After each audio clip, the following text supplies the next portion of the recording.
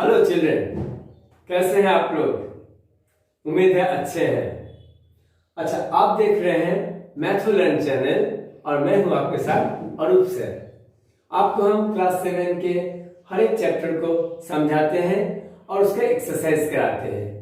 आप अगर हर एक्सरसाइज को ढंग से ठीक से आप पूरा वीडियो को देखेंगे तो मुझे उम्मीद है आपको हर एक चीज बहुत क्लियर लगेगा और मैथ्स बहुत आसान चैप्टर, आसान सब्जेक्ट लगने लगेगा। आज हम करेंगे congruency of triangles. Congruency of triangles class 7 तो मैं लिख दिया, लेकिन क्लास 9 के बच्चों के लिए भी बहुत जरूरी है। जो बच्चे क्लास 7 का ए ठीक से नहीं समझ पाए हैं और क्लास 9 में पहुंच चुके हैं, मैं उनसे भी रेकमेंड करूंगा कि ये वीडियो देखें ताकि आपका क्लास 7 का कॉन्सेप्ट क्लियर हो जाए और आप फिर क्लास 9 का जो कॉन्ग्रुएंसी का चैप्टर है इसे अच्छी तरह समझ पाएंगे। ठीक है, शुरू करने से पहले हम बात समझाते हैं व्हाट इज कॉन्ग्रुएंसी। कॉन्ग्रुएंसी क्या है? देखिए, कॉन्ग्रुएंसी का मतलब है हर तरह से इक्वल। अब हम दो मार्कर को अगर लेते हैं, ये दो मार्कर है, ये दोनों एक ही कंपनी का है, एक ही मॉडल का है, तो हमारा दोनों क्या है? दोनों एक जैसा है। आपको कॉन्ग्रुएंसी का मैं क्या एग्जांपल दूं? अगर ये बोर्ड है और इसी तरह का एक बोर्ड और आ जाए तो दे आर कॉन्ग्रुएंट। क्यों? They are length is equal, width is equal, and all angles are 90 degree, all four angles are 90 degree. So ये क्या हो गया? congruent हो गया। अच्छा, ऐसे आप जो नोटबुक पे अभी लिख रहे होंगे या बुक है आपके पास, उसका पेजेस को देखिए। हर पेज क्या है? एक दूसरे के ऊपर इस तरह से है कि आपको पता नहीं चलता है नीचे पेज है कि नहीं, क्योंकि they are fully equal to each other, same to same. तो इसे हम कॉन्ग्रुएंट कहते हैं।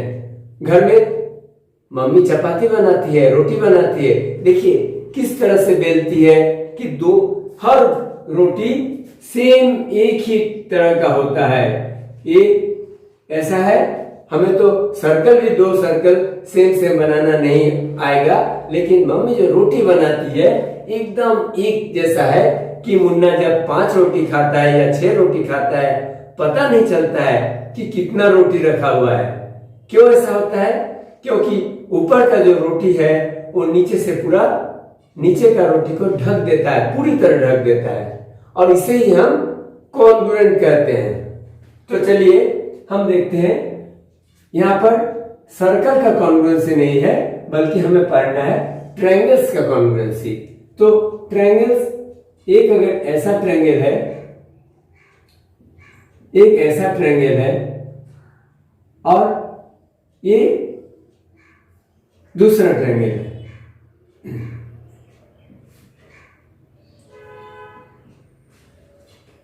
तो ये ट्रायंगल में हमारे ट्रायंगल्स के पार्ट्स तो आप पढ़े होंगे। ट्रायंगल्स के क्या क्या पार्ट्स होते हैं? ट्रायंगल्स में 3 वर्टिसेस होते हैं। ट्रायंगल्स का क्या क्या पार्ट्स होते हैं? ट्रायंगल में वर्टिसेस होते हैं। वर्टिसेस कितने होंगे? 3। यहाँ पर ए, बी और सी है, यहाँ पर पी, क्यू एंड आर है। देखिए ए, बी और सी, ये 3 वर्टिसेस है। इसे समझना बहुत जरूरी है। यहाँ पर vertices P, Q and R है। यहाँ पर और क्या है? ट्रायंगल का डेफिनेशन क्या है? Triangle is a enclosed area by 3 sides, 3 line segments. तो 3 लाइन सेगमेंट्स का जो एक enclosed एरिया है, इसे हम ट्रायंगल कहते हैं। तो ये साइड्स है, तो यहां पर साइड्स है। साइड्स कितने साइड्स है? 1 साइड, 2 साइड, 3 साइड। साइड्स भी 3 है। और साइड्स को लिखते कैसे हैं? A B, B C and C A. C A लिखिए, ए सी लिखिए, बात बराबर है। तो वर्टिसेस ए बी सी जैसे लिखे यहां पर पी क्यू आर है और साइड्स क्या क्या है P Q Q R and R P. ये तीन जो हमारा इसका कंपोनेंट है, किसी भी ट्रायंगल के तीन कंपोनेंट है।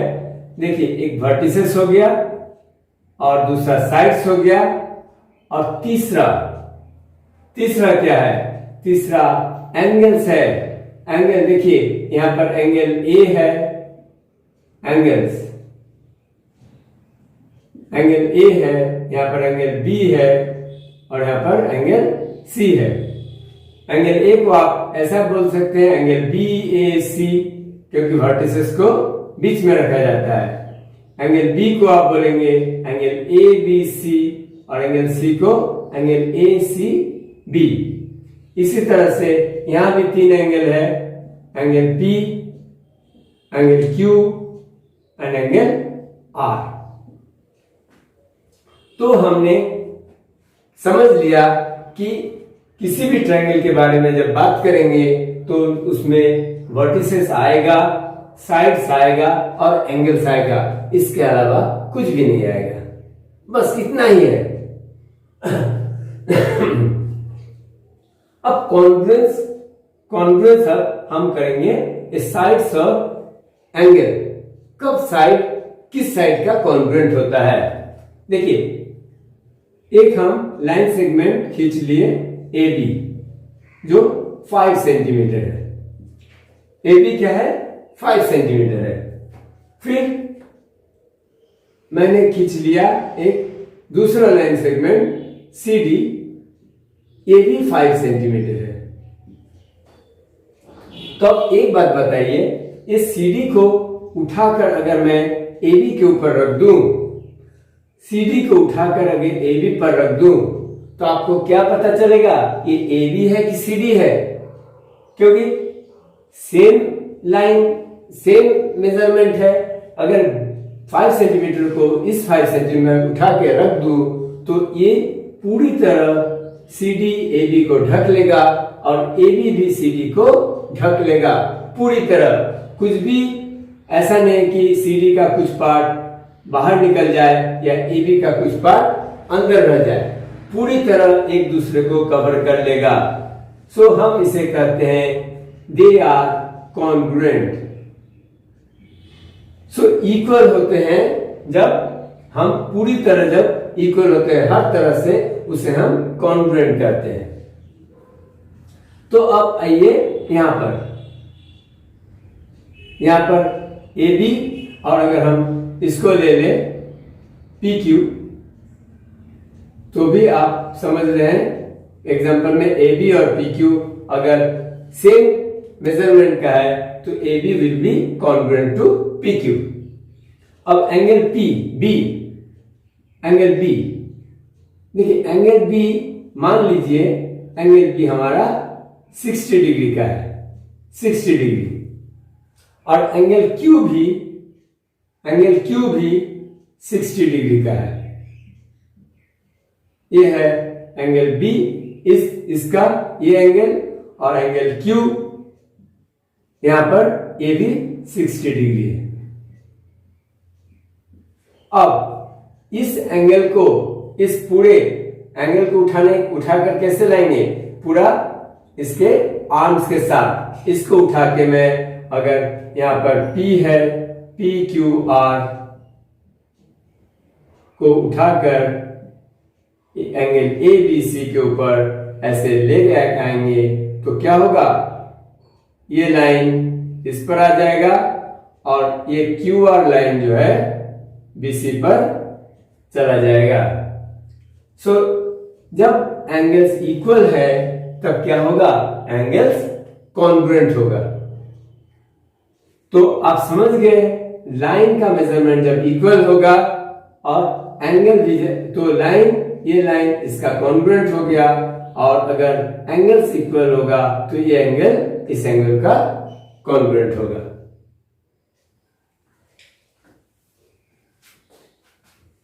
चलिए अब कॉन्ग्रुएंसी का सिंबल क्या होता है?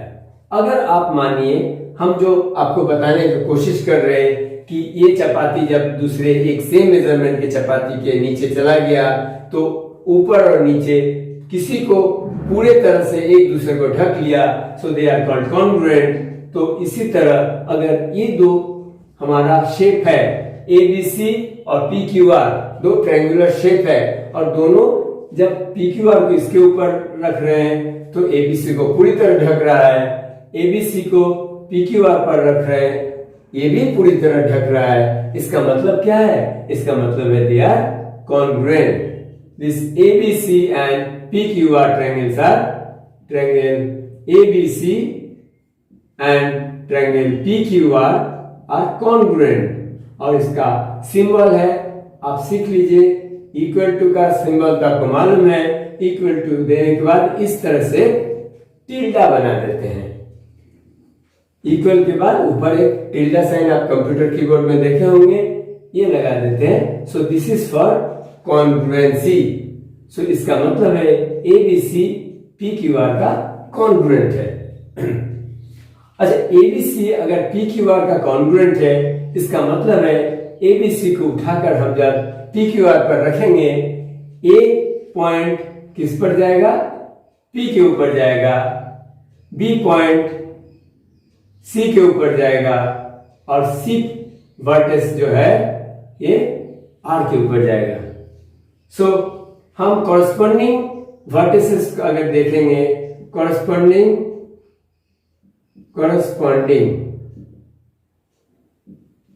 वर्टिसेस, देखिए A वर्टेक्स B पर जा रहा है तो A corresponds to P, B corresponds to Q and C corresponds to R। ये समझना बहुत जरूरी है। ये अगर समझ गया तो आपका कॉन्ग्रुएंसी का चैप्टर खत्म हो गया।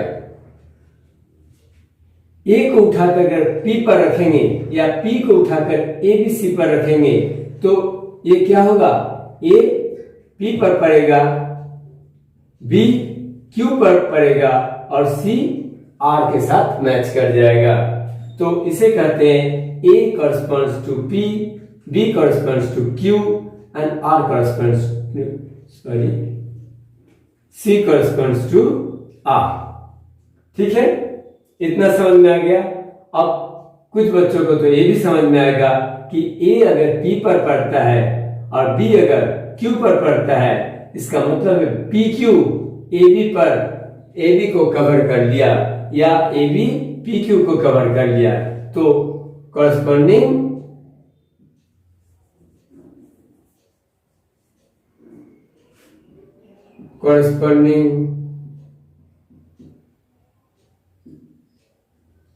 साइड्स, कॉरस्पॉन्डिंग साइड्स भी हम कर लेते हैं। AB corresponds to PQ, BC corresponds to, देखिए BC किस पर आएगा? QR पर आएगा, QR and CA corresponds to RP। ठीक है, कॉरस्पॉन्डिंग वर्टिसेस का बात हो गया, कॉरस्पॉन्डिंग साइड्स का बात हो गया, अभी कॉरस्पॉन्डिंग एंगल्स का बात करना तो चाहिए, तो कॉरस्पॉन्डिंग साइड्स भी, एंगल्स भी कर लेते हैं।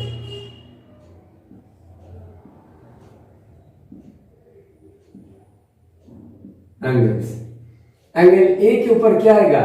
देखिए AB और BC, AB PQ पर आ गया, AC PR पर आ गया, यानी कि ये जो अंदर का एंगल है, एंगल A एंगल P को पूरी तरह कवर कर लेगा, यानी कि A will be equal to angle P। Angle A corresponds to angle P, angle B corresponds to angle Q और angle C corresponds to angle R। जब एक दूसरे को कॉरस्पॉन्डिंग हो गया तो ये कॉन्ग्रुएंसी का मतलब ही है all the corresponding parts of the congruent triangles are equal.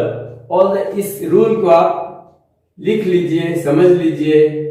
All the corresponding parts of two congruent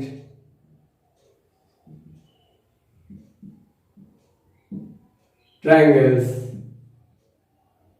all corresponding parts of two congruent triangles are equal।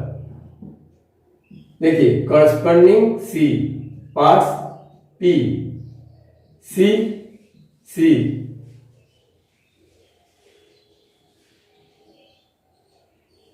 CPCT, all corresponding parts of congruent triangles are equal. ऐसे CPCT को ऐसे याद रखिए, all corresponding parts of congruent triangles are equal. तो corresponding parts क्या क्या हो गया? देखिए कॉरस्पॉन्डिंग पार्ट मेनली साइड्स है और एंगल्स है, साइड्स है और एंगल्स है। तो साइड्स अगर ABC और PQR हम बता रहे हैं कि ये कॉन्ग्रुएंट है, इसका मतलब है एंगल A एंगल P के इक्वल है, एंगल B एंगल Q के इक्वल है, एंगल C एंगल R के इक्वल है। Angle A angle P angle B angle Q angle C angle R।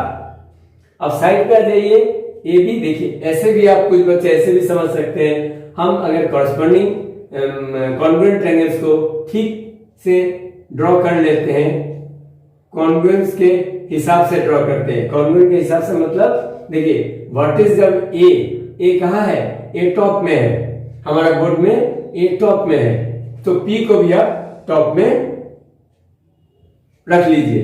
B क्या है? B हमारे लेफ्ट साइड में है, तो Q को भी इस ट्रायंगल में लेफ्ट साइड में रख लिया। और C क्या है? C इसके राइट साइड में है, तो इसका कॉरस्पॉन्डिंग R, इसको भी R राइट साइड में लिख दिया। तो हमें समझ में आ जाता है कौन सा एंगल किसका इक्वल होगा। Angle A will be angle equal to angle P, angle B will be angle Q, angle C will be angle R। तो हम इस तरह का अगर कोई बोले कि ABC और PQR दोनों कॉन्ग्रुएंट है, तो इसका कॉरस्पॉन्डिंग पार्ट्स को लिखिए। तो आप वर्टिसेस को भी लिख सकते हैं, A corresponds to P, B corresponds to Q and C corresponds to R। और कॉरस्पॉन्डिंग साइड्स को भी लिख सकते हैं और कॉरस्पॉन्डिंग एंगल को लिख सकते हैं। ठीक है, देखते हैं आपके 7.1 में क्या क्या सवाल है। हमारा एक्सरसाइज 7.1 में पहले थोड़ा आपके अंडरस्टैंडिंग को और भी अच्छा बनाने के लिए कुछ ऐसा दिया, कंप्लीट द फॉलोइंग स्टेटमेंट्स, ताकि आपको समझ में आ जाए। मैंने जो इंट्रोडक्शन दिया, व्हाट इज कॉन्ग्रुएंट, क्या कॉन्ग्रुएंसी का मतलब क्या है, एक लाइन दूसरे लाइन सेगमेंट का कब कॉन्ग्रुएंट होता है, एक एंगल दूसरा एंगल का कब कॉन्ग्रुएंट होता है, और कॉरस्पॉन्डिंग पार्ट्स क्या होता है, कॉरस्पॉन्डिंग वर्टिसेस क्या होता है, ये आपको समझ में आया है कि नहीं। इसको समझने के लिए इसको आप कंप्लीट कीजिए। Two line segments are congruent if, two line segment बताया था, टू लाइन सेगमेंट्स, एक अगर 5 सेंटीमीटर का लाइन सेगमेंट है और दूसरा 5 सेंटीमीटर का एक लाइन सेगमेंट है, तो दोनों अगर इक्वल मेजरमेंट का होगा तो क्या होगा, they are congruent. So if two line segments are congruent, कब लाइन सेगमेंट इक्वल होगा, जब इसका मेजरमेंट इक्वल होगा। If they are equal, they are equal. अगर दो लाइन सेगमेंट इक्वल होगा फिर वो कॉन्ग्रुएंट होगा। अगर रोज आप स्कूल नहीं जाते हैं तो आप अच्छे बच्चे नहीं कहलाते हैं। तो ऐसे ही है, the line segment they are equal, they are congruent. अगर कॉन्ग्रुएंट है तो दे आर इक्वल। अगर आप अच्छे बच्चे हैं, रोज स्कूल जाते हैं तो आप अच्छे बच्चे हैं, दे आर, ऐसे समझ लीजिए, congruent they are equal they are congruent. समझ में आ गया? ठीक है, सेकंड देखते हैं। सेकंड एंगल्स के लिए है, among two congruent angles, ये एक एंगल है 50 डिग्री, ये एंगल है 50 degree. If two congruent angles, ये दोनों कॉन्ग्रुएंट है। कब कॉन्ग्रुएंट है? देखिए, among two congruent angles one has measurement of 70 degree, तो इसका ये कॉन्ग्रुएंट है, ये ए कॉन्ग्रुएंट है पी के, और ये क्या है 70 डिग्री। एक का मेजरमेंट है 70 degree, the measurement of the other angle is, देखिए अगर बोल ही दिया है दोनों कॉन्ग्रुएंट है तो दोनों जुड़वा भाई है, तो ये 70 डिग्री है तो ये भी 70 डिग्री होगा। ठीक है, कॉन्ग्रुएंट का मतलब ये एकदम ट्विंस, ज्योमेट्रिकल ट्विंस, यानी कि ये एंगल का जितना मेजरमेंट है इसका भी सेम मेजरमेंट है। So the other angle is 70 degree. ठीक है, when we write angle A equal to angle B, angle A equal to angle B, we actually mean, जब हम एंगल A और एंगल B इक्वल बोलते हैं, जैसे लिख देते हैं angle A equal to angle B, इसका मतलब क्या है? एंगल E का मेजरमेंट जो है, एंगल A का मेजरमेंट जो है, एंगल B का मेजरमेंट दोनों इक्वल है। We mean they are of equal measurement। उन दोनों का मेजरमेंट जो है, दोनों का जो मैग्नीट्यूड है वो इक्वल है, दोनों का जो मेजरमेंट है, दोनों का जो माप है वो इक्वल है। देखिए हम लोग के दोनों हाथ क्या है, दोनों हाथ इक्वल लेंथ का है।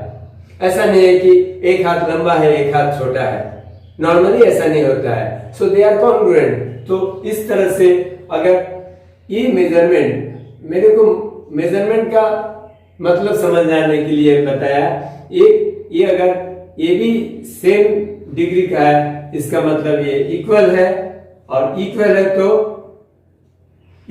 तो उसका मेजरमेंट इक्वल है। So when we write angle A equal to angle B, we mean they are equal in measurement. They are equal in measurement. They are equal of equal measurement, or they are equal in measurement.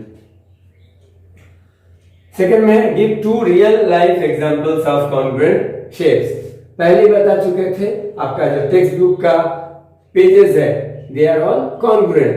एक page दूसरे page के congruent है, तभी तो आप दूसरे page पर पहला पेज बिल्कुल ओवरलैप करता है, बिल्कुल एक दूसरे को कवर करता है। देखिए आपके आसपास में कितना ब्रिक्स पड़े हुए हैं, हाँ, जो घर बनाने के लिए ब्रिक्स लगते हैं, ईंटा, वो क्या होते हैं, उनके एक के ऊपर एक हम बैठा के बिल्डिंग बना रहे हैं। Actually their surfaces are congruent. तीसरा में देखिए, इफ ट्रायंगल ABC, अब ट्रायंगल ABC बोला है तो ट्रायंगल ABC बना लेते हैं, ABC कॉन्ग्रुएंट, इसका मतलब क्या है, ये साइन का मतलब बताया था कि ये कॉन्ग्रुएंट है।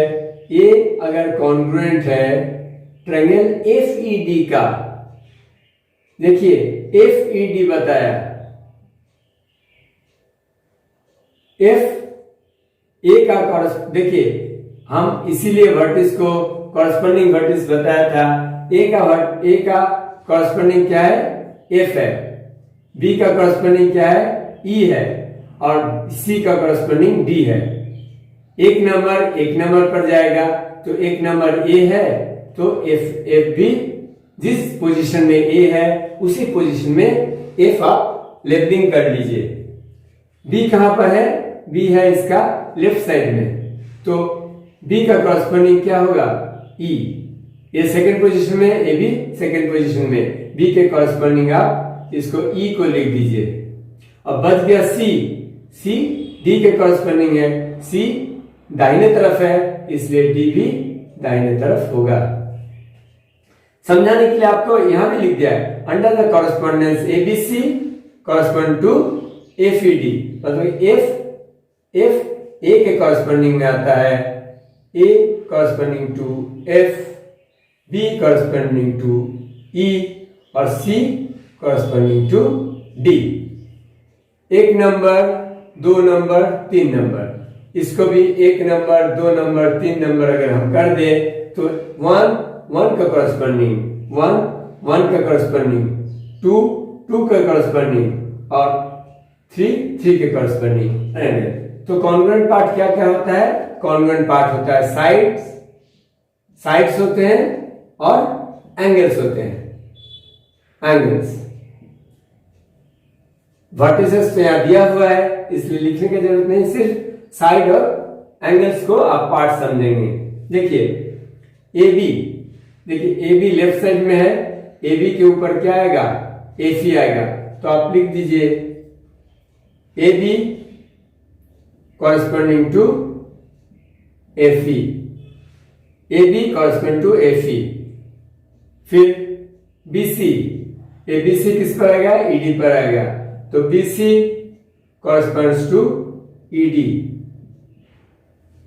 और फिर सीए, देखिए सी से ए की तरफ जा रहा है तो आप सीए लिख दीजिए, सीए कॉरस्पॉन्ड्स टू, फिर सी से ए की तरफ, सी से ए की तरफ, देखिए सी से ए की तरफ, तो डी से एफ के तरफ हम लिखेंगे, डी से एफ के तरफ, तो सीए और डी एफ कॉरस्पॉन्डिंग पार्ट्स होंगे, ये कॉरस्पॉन्डिंग साइड से एक दूसरे के। इसी तरह एंगल, अब आपको एंगल समझ में आ गया, ये वर्टिसेस की जगह जस्ट एंगल लिख दीजिए, angle A equal to angle F, angle B equal to angle E, angle C equal to angle D. देखिए 1 नंबर जो वर्टिस है वो 1 नंबर एंगल बना रहा है, ये इसको बना रहा है, तो ये इसका इक्वल हो जाएगा, ये इसका इक्वल होगा।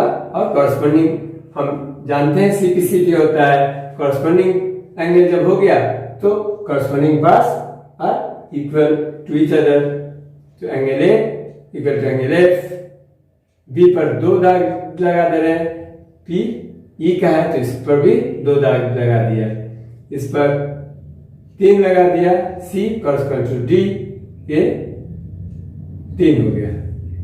तो आपको कॉरस्पॉन्डिंग पार्ट्स किस तरह से लिखते हैं आपको मालूम चल गया, ठीक है।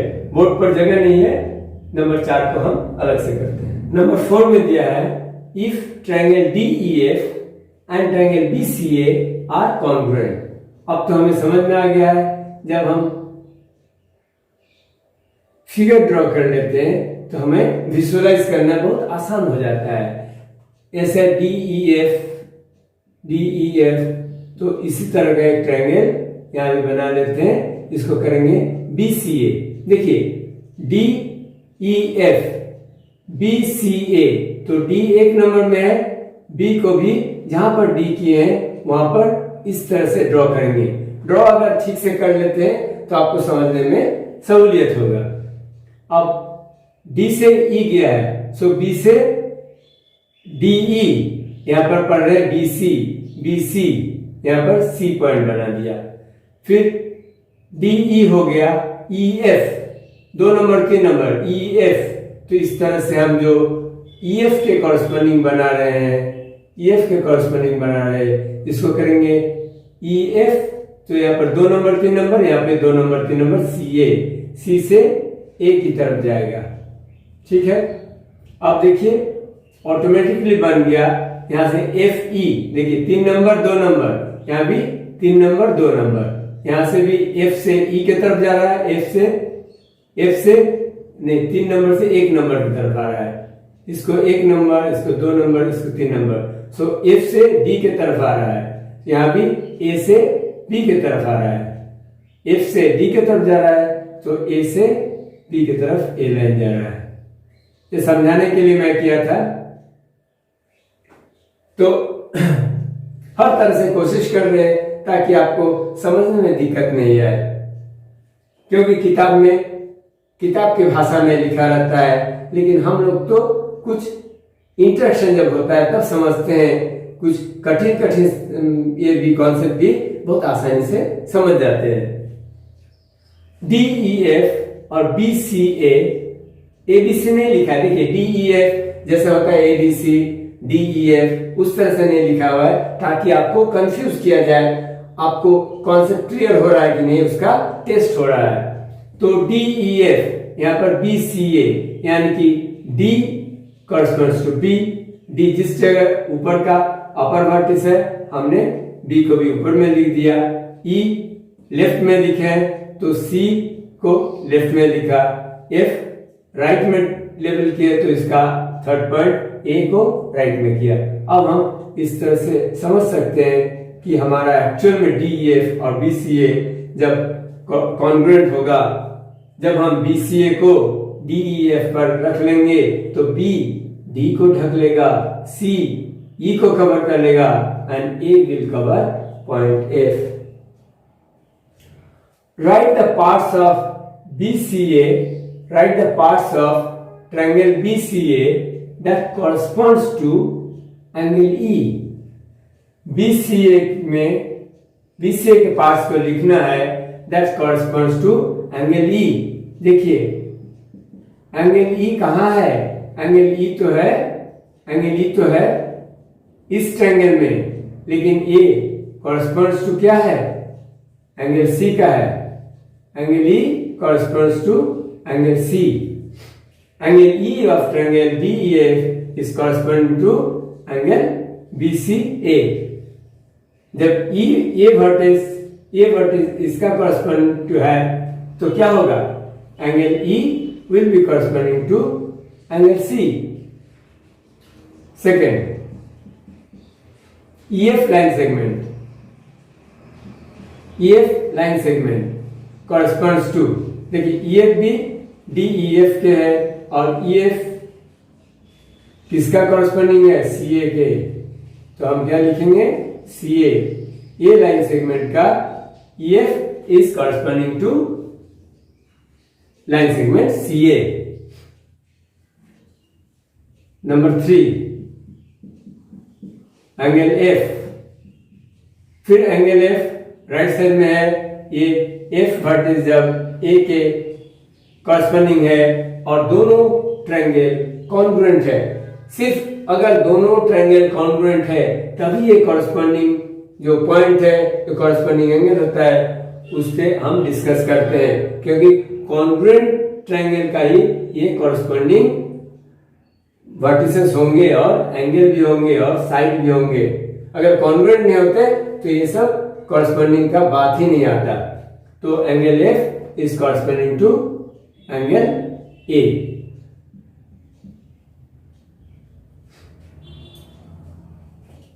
नंबर 4 भी अब तक आपको समझ में आ गया। DF लाइन सेगमेंट, अगर DF लाइन सेगमेंट का बात कर रहे हैं तो D से F की तरफ आ रहा है, यहाँ पे B से A की तरफ आएगा, हम लिखेंगे DF corresponding to BA।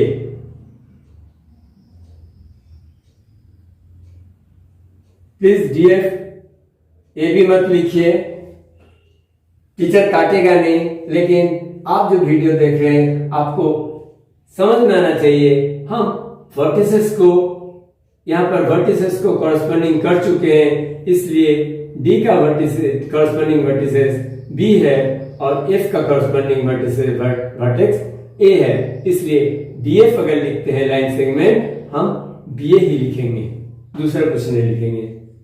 ठीक है, 7.1 में इतना ही था।